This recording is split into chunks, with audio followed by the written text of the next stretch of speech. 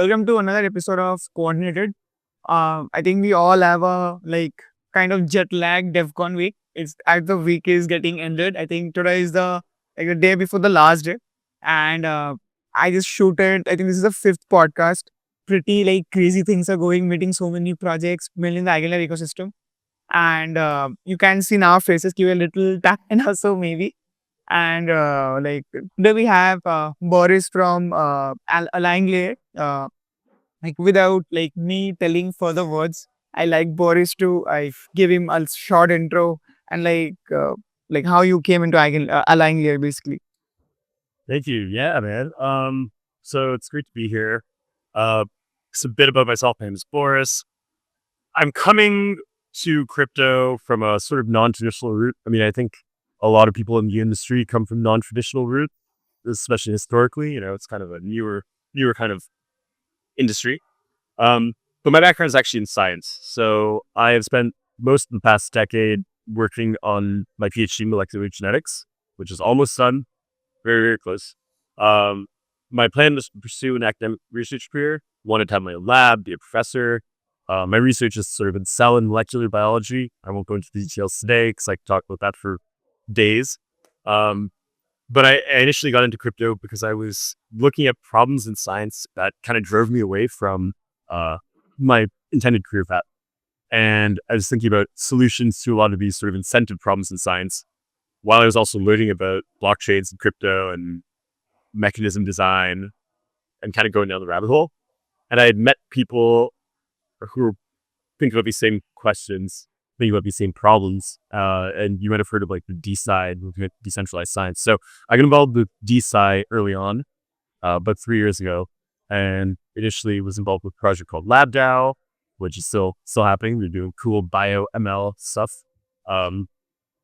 Basically, yeah, went to December 2022 and just really had my mind blown, and got exposed to things like Gitcoin and public goods funding. And I think met really good people in the space. And I really felt the sort of intellectual energy, and a lot of the possibility in the space that just really sucked me in. And over the past 3 years, I'd been kind of just learning and exploring different topics and working on different ideas, contributing to some projects. Worked at Gitcoin for a bit, doing some DeSci stuff. And then a sort of big turning point for me was going to Zuzalu, the original Zuzalu, last year in Montenegro. Went there because of DeSci and my work at Gitcoin. And then that's where I got exposed to a lot of infra stuff, ZK, and started learning about modular blockchains. And it was a longer story about all this, but basically, after Zuzalu, so about a year and a half ago, I went back to focusing on my PhD. Because I needed to get that done. And I wasn't planning on finding a job until after it was done. But what happened was I sort of met some people from Lambda class, Fede, or some of you may know, Fede's intern on Twitter, Federico Caron, and had a great chat with them. Just met through a friend, sort of by chance. And I wasn't looking for a job, but I mentioned that I would be. And this was right before they announced Align. So he said, hey, we're about to put out this white paper and announce this project. And, it would be cool to have you join to go and tell people about this, go to conferences, do ecosystem and growth and BD, and figure out how to sort of grow this whole project, which, he said, check out this draft of the white paper. And if you think it sounds cool, then let's talk about it. And, fast forward a few months and I joined. They raised some significant capital, Series A led by Hack VC, and sort of got off to the races. And, I'll tell you more about Align in a second, but it's been pretty impressive to see this team and to work with them. It's been an honor because they really are shipping like crazy, and basically went from conceiving the project to mainnet in less than a year. And we're not live on mainnet yet, but maybe by the time this is out, we will be. So yeah.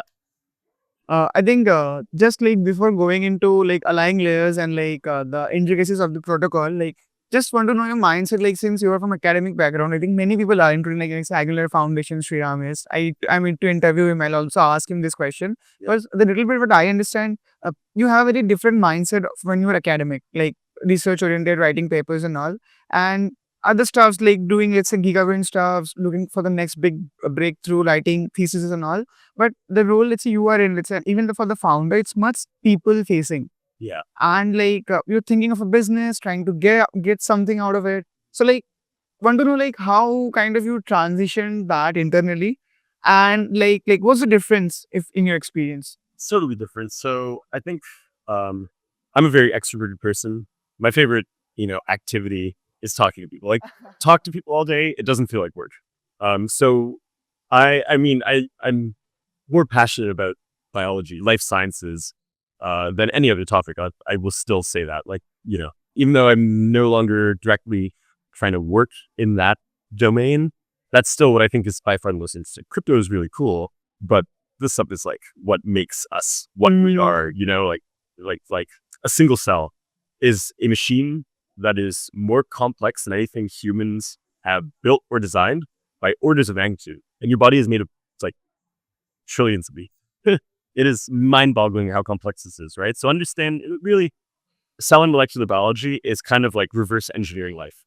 Like these things exist. They've evolved over billions of years. I say these things, living things, us, right? And biology is trying to understand how all the pieces fit together. It's basically reverse engineering, right? So that is why I decided to do that. I wanted to be a scientist. I wanted to contribute to these discoveries, and I find it like inherently interesting. But I did personally find a lot of science really isolating. It's a lot of time working alone, very focused. I'm a wet lab biologist by training, so I do experiments with cells, proteins, RNA pipettes, moving tiny volumes of clear liquids between tubes, many, many times over and over again. It's not automated. It's all small scale, bespoke in a way. Um, I kind of grew to find it very isolating, especially when you work on something that you're passionate about. But there are so few people in the world who think about the exact same thing to the same level of depth as you do. And sure, you can share your passion with people, and there's people who understand what you work on when you explain it to them. But like, there's my collaborators and a few people around the world who have the same intersection of techniques and specific topics and So I found that kind of isolating. And my favorite part of science is really talking about science, telling stories using data, giving presentations, writing papers, reading papers, teaching people, Um, so basically what happened was, I always thought like my personality would give me an edge in science. There's a lot of grinding to kind of get there. It's super competitive, requires a lot of sacrifice, very high risk. And you become a scientist, like a PhD is a science apprenticeship. And to work as a scientist is truly like, it's, you do it because you love it. You don't do it for money, right? Because like for how hard you have to work and how much like training you have to undergo, the opportunity cost of it, you don't do it for the money. You do it because you love it, right? You do it in spite of the like. I mean, you can have a comfortable living, but relative to how much you work and what you can earn in industry, especially in tech or finance or business, um, it's way less, right? Like you still get it's all about fun. But what happened was I was pretty burnt out by the time COVID happened. Science is hard, experiments still work, etc. And um, yeah, I kind of started exploring. Like COVID happened, and I thought, maybe I'd be happier. It was again a longer story here, but basically, a few conversations led me to think maybe I'd be happier in a career outside of science. I never really considered that, but I thought, let me see, maybe there's something out there that could be still fun and would be a little more interpersonal, a little more engaging. Still let me sort of like sell ideas at a high level, because really science is like convincing people with your ideas. It's kind of sales, like high level conceptual sales, convincing people to give you money to work on some crazy ideas, convincing people to work on them with you. Similar to entrepreneurship in that way. The upside is a very different shape though. So anyway, I came to these conclusions after spending a lot of time. For the first time in my life, I was like a 27-year-old really. Like I never cared about business or finance. I was always interested in science. Like I literally had no interest. My friends who studied this stuff, I was like, you guys should do something useful with your lives, Why don't you study engineering or science? Like you're being a parasite for studying finance, which I joked and I still joke. Kind of a half joke. Um, but it's that's me being arrogant anyway.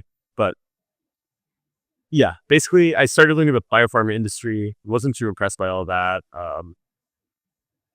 but sort of figured out different things. Learned about management consulting and learned about finance and biotech buy side stuff. I was looking into biotech VC, exploring all these different things. Really, tech strategy I saw as like the area that had the most potential and was like perfect mix of technical stuff and people stuff where I could do a job where I could be compensated well, or at least I hoped. I was like, hopefully I can figure this out, have a job where I get to talk to people about interesting stuff and like drive higher level strategic goals instead of working on the nitty gritty. Like I prefer the big picture, I'd say in general.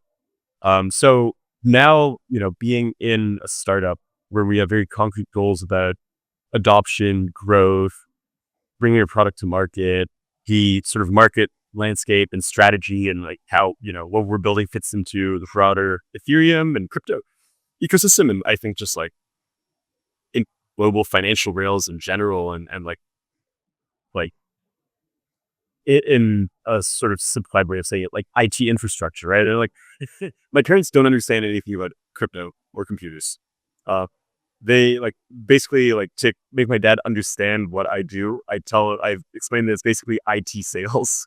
It's internet information technology, internet technology sales. Not Just to interrupt you, like in my hometown also, like where we are from India, I think getting a job is a huge thing. Like because we are like from a third world country also, and like most people are in IT. Like if you know, like India has one of the like biggest IT people, including in crypto also.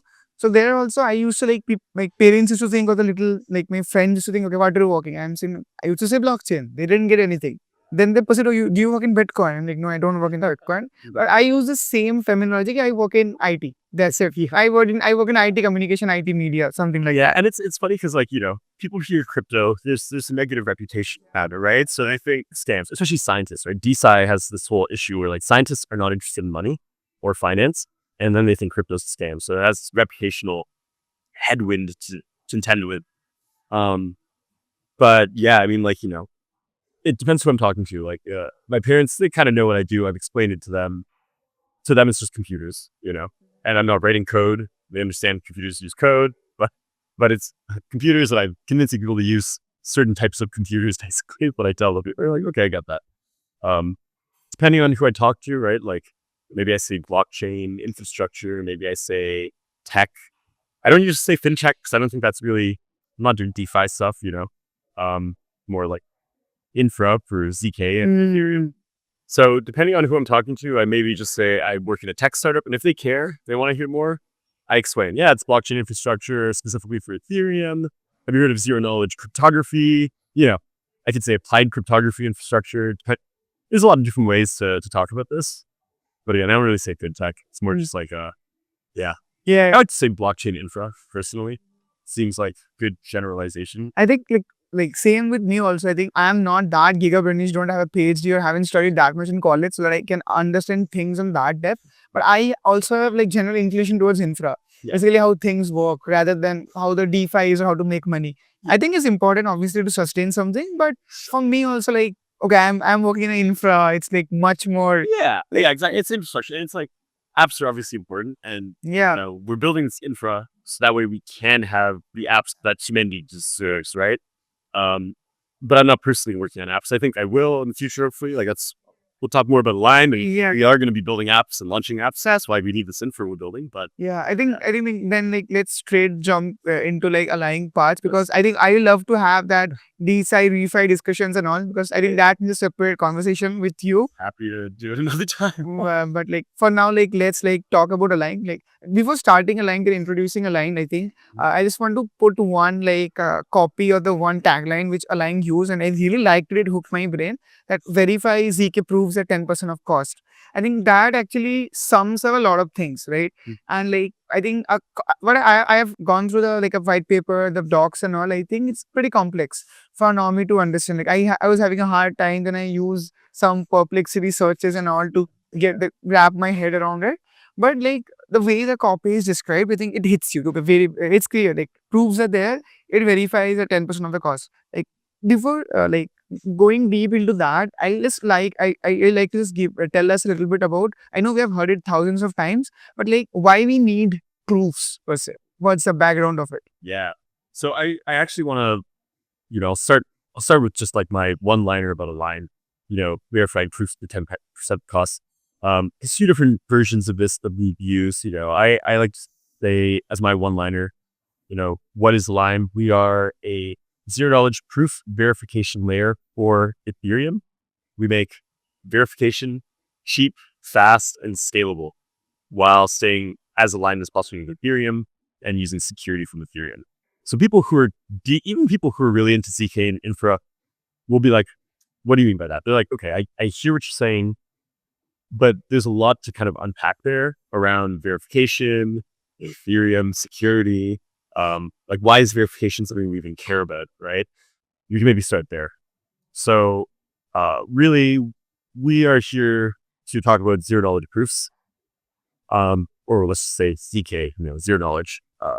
And I guess people watching this are probably familiar with this. I'm sure you're familiar with this, but how I like to explain ZK. And again, I should note, I'm not a cryptographer, not an engineer. I'm a biologist who thinks this stuff is cool and now spends a lot of time talking about it. But zero knowledge proofs, or rather zero knowledge cryptography, this is a cryptographic primitive with a really cool property, which is that you can create a proof, like a mathematical proof of some information, some arbitrary information, some computation or some data. And you just prove that you have this data or you did this computation. And then some other party can independently verify that this is true without needing to see the data or need to rerun that computation itself.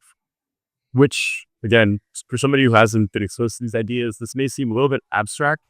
And honestly, like it kind of is. Like there's lots of great examples that people know about, proving that you have a credit score above some amount without actually revealing your credit score, or making proof of your age. So I'm above legal drinking age without actually giving your birthday to whoever's checking this, just to verify that you're above 18 years old, say. This is cool. There's kind of two properties of ZK that are important. There's distinctness and privacy. Privacy is huge. There's great projects focused on privacy. Aztec, for example, it's a layer 2 called Phoenix. They use fully homomorphic encryption for this. I guess we're not going to touch that for now, but there's some cool ABSs that are doing stuff with privacy as well. So I'd like to ask you more about that. But the succinctness property of ZK is really powerful because this allows you, like I said, there's some computation that happened and you can prove that it was done correctly, you got some result without requiring someone else to execute the same computation, right? So why is this important? Like, what is this used for? I think place where, maybe I'm wrong, but probably where it's gotten the most adoption is in ZK rollups. Zero knowledge rollups, layer 2 scaling solutions for Ethereum. Blockchains have this inherent issue, a chain, it wants to stay decentralized. It's only ever going to be as fast as the slowest node in the network running the entire, decentralized network. So how can you scale this? How can you get more transactions, like more computation happening on the distributed computer? The ZK is how you can achieve this without compromising on, and centralizing and running a big beefy server that just like is one big box that sequences all your transactions and executes all the computation, right? So ZK allows you to basically do all of this blockchain stuff, transaction ordering, computation off chain, and then just verify all of that onto Ethereum. This is a very simplified explanation, but this is like, why ZK is relevant. So it's very quickly like gaining adoption, but it's useful in all kinds of ways, right? It's sort of relevant for any sort of verifiable computation. It's like the next evolution of how we do security and how we can trust information on the internet, right? Or rather, not have to trust another entity because you can just don't trust, verify is a tagline that you probably heard before, right? So that's a lot about ZK. Why verification, right? Yeah. So we talked about there's, the prover and the verifier. Proving is very computationally expensive, right? You're basically taking some computation and doing a bunch of cryptography to turn it into like a circuit, or like turn the program into math, which you can then generate a proof from. And again, I'm not a cryptographer. I haven't studied very advanced calculus even, the minimum needed in university for my degree. I was also more interested in biology. But this is all very computationally intensive, right? And proving has basically over the last, 5-10 years, ZK sort of first appeared in the mid 80s, but it's really in the past like 5-10 years that it is accelerated. So proving is done a lot faster, a lot cheaper. There's new algorithms, new proof systems, hardware acceleration, just the amount of research funding and like big brain people working on this. You can look at the citations in literature, or rather the number of papers that have ZK in them, and it's just like, So proving is getting fast, but verification, especially in the context of Ethereum, this is a bottleneck, and it's because the EVM it's not a good verifier, right? It's inherently limited as a verifier. EVM is not designed for verifying proofs. So what happens is you have to write code to verify these proofs. If you're running in the EVM, it's written in Solidity, which means that, it's written to be very secure. It's hard to write really good code. You don't write it to be fast necessarily. You write it to be like efficient. That way it doesn't cost as much computationally. It doesn't cost as much gas, but it's still expensive gas wise, right? So this is a problem. We want to verify things in Ethereum because we're talking about proofs of things related to Ethereum that we want to compute on Ethereum. So we do need this, but verification is inherently limiting, right? And to give some context, it takes a few million a year in verification costs, like a few $1 million per year in verification costs to run a ZK rollup on Ethereum, which is crazy, right? I mean, I didn't know this before I started with Align. That I don't know if you knew this either. Like, it's like I think I got to know about the cost of it in the like docs you mentioned. Yeah. There are 4 types of verification system where like how the costs take. Yeah. And then and I think one video from Jordan McKenzie who just did, I think it was pretty great. And nice visuals. And how he showed that how much I think like some roll-ups using L2-bit, he was showing how much the verification costs is like the way you mentioned basically. Yeah. It's really expensive, right? And this is kind of the problem, right? So verification can't really get much faster or cheaper. It's computationally expensive, which means it's literally expensive in terms of gas, right? Right now gas it's been kind of low, but with more usage, it's going to get very expensive to verify. And this basically, this limits the types of developers and the numbers of developers who can build with ZK, and it's to experiment with ZK in general, right? So, right now, again, to run a ZK rollup, you need to have a lot of capital. You need to be, well funded to do this, and then that's before you even like try to get users or try to grow an ecosystem of apps on your chain, right? It's really tough. So that's a problem. We think that we're going to need a lot more rollups to be able to support like all the compute that's needed to have like internet scale, trustless systems. And ZK is the way to do this, right? Optimistic rollups have been a great solution, but they're not the end game. ZK is kind of the end game. Even optimistic rollups are kind of transitioning to being the ZK rollups. And then the verification they're using is the ZK process. Like instead of fraud proofs, what I'm studying is there is a validity proof. Yeah. And like now there's all kinds of cool stuff like ZKBMs, right? We have virtual machines where you just prove arbitrary Rust code. So there's really cool stuff with like RISC-0 or SP1 by Syncs, right? Yeah. Where they're basically proving Ethereum execution inside a ZKBM. So you can have like an optimistic rollup inside a ZKBM and it becomes a ZK rollup. Obviously, there's implementation things that need to be figured out. I think these are like in test right now. I don't think they're like fully in production yet, but maybe almost.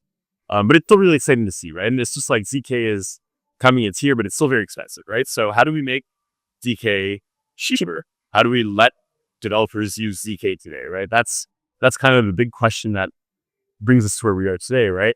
It's like if you want to make ZK cheap and kind of verify off chain sort of, but still have security, how do you do this, right? And typically how this would be done in the past is bootstrap your own validator set, right? Launch your own blockchain.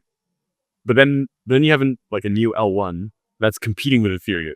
But what if we want to make Ethereum better specifically, which is what we want to do because we think Ethereum is the most useful source of liquidity and Yeah. the More secure blockchain. Yeah. most secure blockchain. Maybe not most secure. I guess there's arguments about like Bitcoin and stuff, but Yeah. the most like useful blockchain, at least in my opinion. We are at DevCon, of course.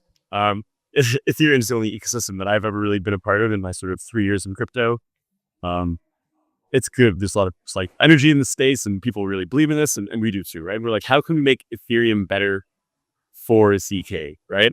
Without creating a chain that competes with them? Well, this is only possible with Eigenlayer, which is why we're here today, right? um, I'll stop there. I'll let you let you ask me. So I think Going. I can just keep rambling. I think like I had this question how Eigenlayer is enabling like allowing to do it, but like, before that I want to know one thing. And there are existing like protocols. I think Starknet did a lot of things in proving and verification and other protocols. Want to know like how like what approach in a non-tech way, not in a very tech way, allowing this taking so that the verification is getting cheaper and everything. Yeah. So actually, I think we should talk about Eigenlayer first, right? Okay. And let's talk about.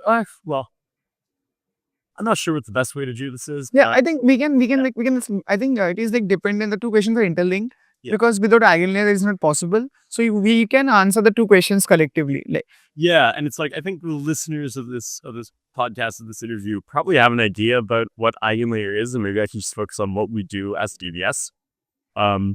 So what I'll say is our first product that we are launching is what we call fast mode, and this is the verification layer for Ethereum. And this is how it works. Basically, if you generate zero knowledge proofs, you send it to our decentralized network. We are not a blockchain. We are a decentralized network of computers, right? We're stateless. What these computers are is they are a subset of existing Ethereum validators. These are operators, Eigenlayer operators that are running our program, right? And it's sort of, I like to think of it as like middleware for Ethereum or like a sidecar for Ethereum where like we have these computers, these nodes that are already running Ethereum. They have ETH staked, restaked rather here. They're running the consensus layer. They're running the data layer. They're running the execution layer for Ethereum, but they can also have other services. They can do other stuff. They're computers, right? What we have them doing is verifying proofs. This would happen is proofs get sent to us either through SDK or command line tool. And these proofs need to be verified. Typically how this, say we didn't exist, how this would work is these proofs would get sent to Ethereum, verified in a contract that's written in Solidity. And, if the proof is verified correctly, there will be an update to the state saying proof verified, and then you can use this logic in the smart contract. Like you can mint an NFT if a proof is verified with some specifications, right? So that's very expensive, right? There's a lot more in our docs that we could talk about in our FAQs about the sort of limit to how many proofs can even be verified in a single Ethereum block, because there's like a 30 million gas limit, and say let's rough estimate 250K gas per proof verified. That's a maximum of 4 times. What's this? 4 times 30, 120 proofs maximum per box per 12 seconds, which is like, imagine if you have 120 apps that all generate CK, right? Like that'll take up all the block space that also needs to exist for everything else happening on Ethereum, right? So that's like a bottleneck, right? So how do we fix this? How do we get around that? We have people send proofs to us. Existing Ethereum validators are running a line.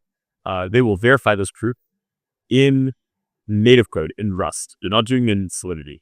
This means that we can actually verify 4,000 proofs per second. What these validators then do is they basically sign messages with BLS signature. It's the type of, elliptic curve digital signature algorithm, pretty sure. I hope I didn't mess that up. So I'm not a cryptographer, but they basically sign these messages using cryptography, using a BLS algorithm. I don't know if that's even the right term. And this is then attesting to the fact that the proofs in the batch were verified correctly. And a batch is just all the proofs that have been sent in a certain period of time, maybe one block, maybe 2 blocks, maybe 3 blocks. I'll talk about why that's relevant in a second, but basically, they sign messages saying, yes, this batch of proofs, all the proofs are verified. We then take those BLS signatures, and again, there's some added more technical steps in between about, actually signing like the root, like the hash of the Merkle tree root for those proofs, so everything gets Merkleized. We take those BLS signatures, aggregate them, and then post that aggregated BLS signature on chain. This is something that's very efficient on Ethereum. And then that is basically all that gets verified, right? So you can have like 4,000 proofs all verified and have that state on chain in our contract. But the difference is you don't need to spend, say, 250,000 DAS at least per proof to do that. That, say, 250,000 DAS for all of the proofs gets divided by the number of proofs in the batch. So this is when we say, we're verifying proof for 10% of the cost. Depending on the proof system, even just single proof in batch can be like under 10% of the cost. Some proof systems are very expensive. But if you have 2 proofs, that cost that's cut in half. You have 10 proofs, it's down to 10%. We, with 10 proofs in our batch, I believe that we can actually, on a per proof basis, have these verification of these boots cost less than a simple ETH transfer. Less than 20,000 gas. So this basically unlocks a lot of possibilities. It allows a lot more developers to use GK on Ethereum.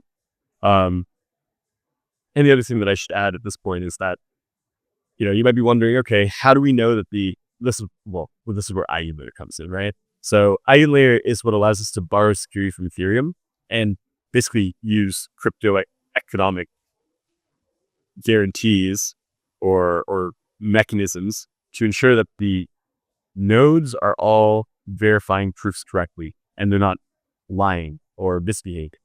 EigenLayer is the core unlock that made all of this possible.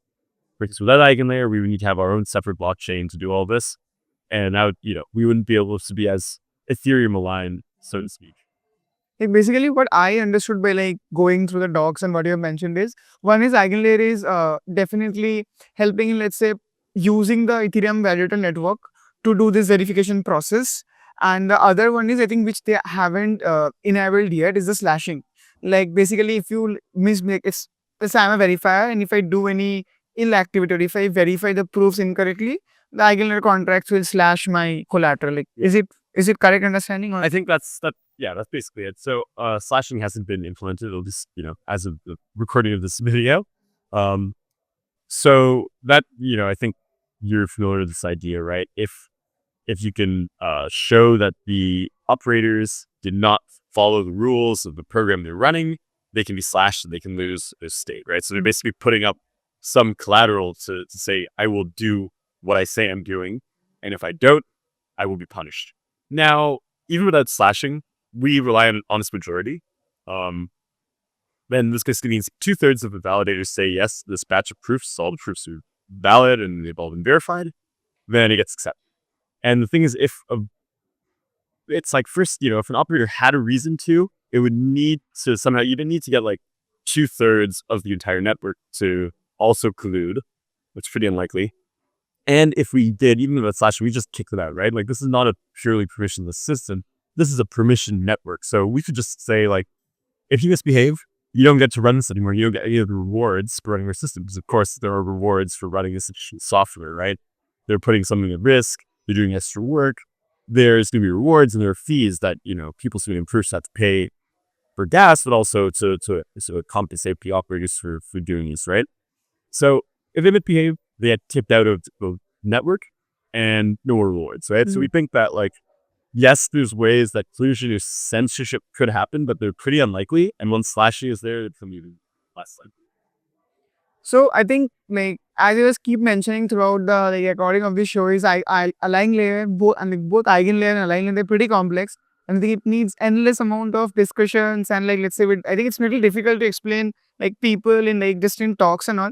I think we can have separate session. I think maybe with Sedi, who is like actually writing the code and like explaining like what EigenLayer is. But I think for today it will be a little bit important, like for the listeners and if the developers are listening, this is what kind of apps can be built in Align Layer. Like what are the use cases which Align Layer unlocks?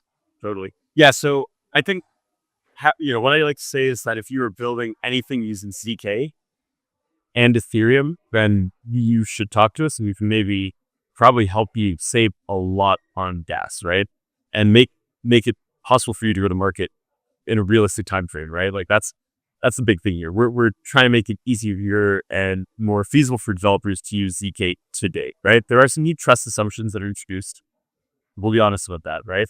Um, and I will add that we actually do have other products in the pipeline. Fast mode is our first product, but we are also working on aggregation mode, which doesn't have any crypto outcome guarantees, but rather use recursive proof aggregation to use like pure cryptography to bring down the cost of verification at the cost of latency.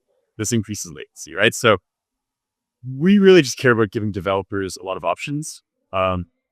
To use different ways of verified proofs on Ethereum, depending on the needs of their app, right? So, if you are dealing with small kind of transactions, small amounts of like capital, maybe things that are non-financial at all, like non-financial in nature, then the sort of fast finality we can offer through this crypto economic guarantee through our fast mode is probably totally sufficient, right?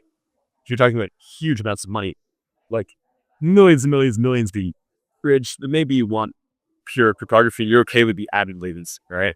There's so much more I could say about this, but that's something I should add at this point in time because, yeah, I mean, it really depends on what you want to build, right? I think we are just starting to see a lot of interesting stuff come out in terms of ZK. Like obvious ones that we talked about already are scaling solutions, ZK rollups, but there's a lot of like privacy stuff. You know, there's games, there's DeFi, there's light ZK powered light client bridges. The sort of sky's the limit, right? I mean, like it I don't know if it needs to use for everything in crypto. It's one of the tools that is very powerful and opens up a lot of possibilities, especially for safeness. You can do things like have a co-processor, like something that's using AI to run a model on data, on-chain data, and then make decisions about that and execute it. That's computationally, that could be done on Ethereum, it's Solidity, but it would be really expensive and really complicated. So we can just take that off chain and then verify it on chain and sort of like do that compute off chain, but still be able to do things on Ethereum. That's possible with Align because now we can make those proofs very cheap and fast to verify.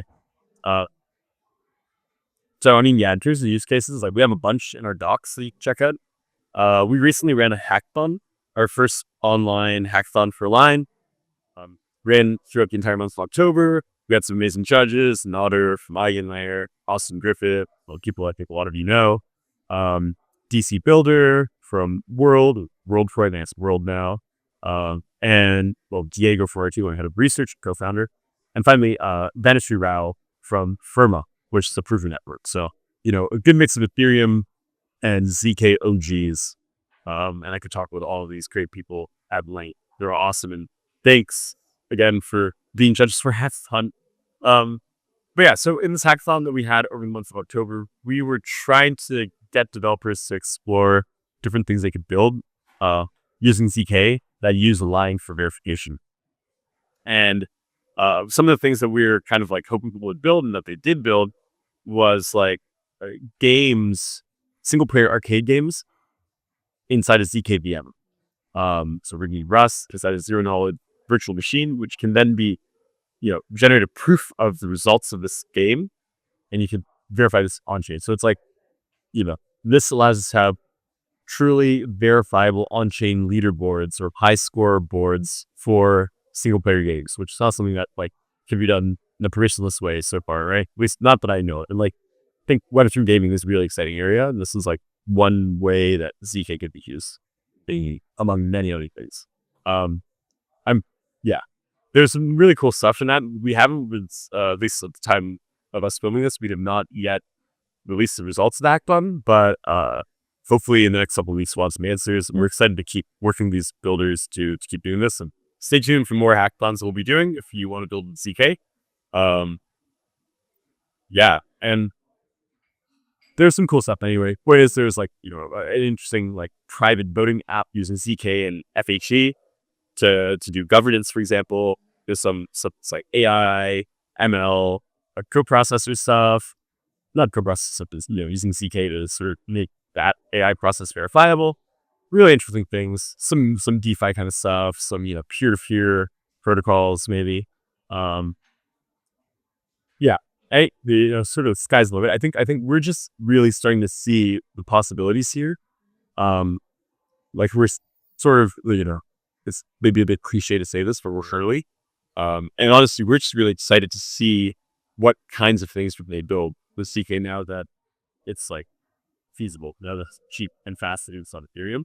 Yeah. And One thing is like I was attending like one of the panel which Vitalik was in, I think in DEF CON, and he was like mentioning the like programmable cryptography which has both ZK and FHE yeah, in the Ethereum roadmap. And I think like as you mentioned, you are Ethereum and like Eigenlayer aligned. So I think like anybody who wants to, as you mentioned, wants to build in that ZK space, I think which Ethereum also aligns a lot, Yeah. should come and talk with you. I think yeah. I think we can go and like endlessly with this, but I would like to like end the like episode today here. If we can have an episode like the second session with you, like it's after DEF CON, and where we Do it. talk about more of this thing in more intricate level. But like since like before we wrap up, just want to tell the listeners and the viewers of this how you like how they can reach out to you, because you are the ecosystem person, and like if they want to build ZK apps, like how they can reach out to you and everything. Yeah. So, I guess a few closing thoughts on the line. We are going to be launching on mainnet in the next few weeks. We've had a testnet running for a few months now, since June, I believe, with like almost 50 operators running aligned. We verified on testnet, tens of millions of proofs. The system seems stable, and we're ready to put it live on mainnet. So we would start using it now. We have a lot of partners who I think are excited to start using us for verification. And this means that like if you like, I think first of all, this is a permissionless system, right? You could just send proofs to us, even if our batcher goes down or something. You could run your own batcher, or you could just interact with a contract directly and still save a ton on verification. But it makes more sense to use like the one batcher, because then we get this sort of like economy of scale, amortization of costs across all the proofs of the batch. Kind of rambling here again, but basically, if you are building anything that meets verified proofs and you're working with Ethereum, please reach out to me. I'm at BJ_Diakov on Twitter. I'm on Telegram. You can just message the Aligned account. We're all pretty easy to find. Get in the contact form. But feel free to just I'm sure I'll be tagged in this. So shoot me a DM or a comment, and I'd be more than happy to take some time and chat with you about what you're building. That's what I'm here for. We are really excited to work with builders who are using Align for verification, and we're just excited about building better software, better infrastructure, better technology, making Ethereum better. It's something that we care a lot about. And if you care about this and you're a developer, please reach out to us. We'd love to help you make sure that you're able to verify your proofs, and whatever proof system you have, you can see which ones you already support and have verifiers for. But if there's a proof system that you would like to verify that is not yet integrated in the line, please let us know, because we just need to know what people want so we can integrate it. The beauty of our system is we can easily add new proving systems. So with that, thank you again. I think thanks a lot for doing this. I think have a nice DEF CON ahead. Cheers then. Thanks. Thanks.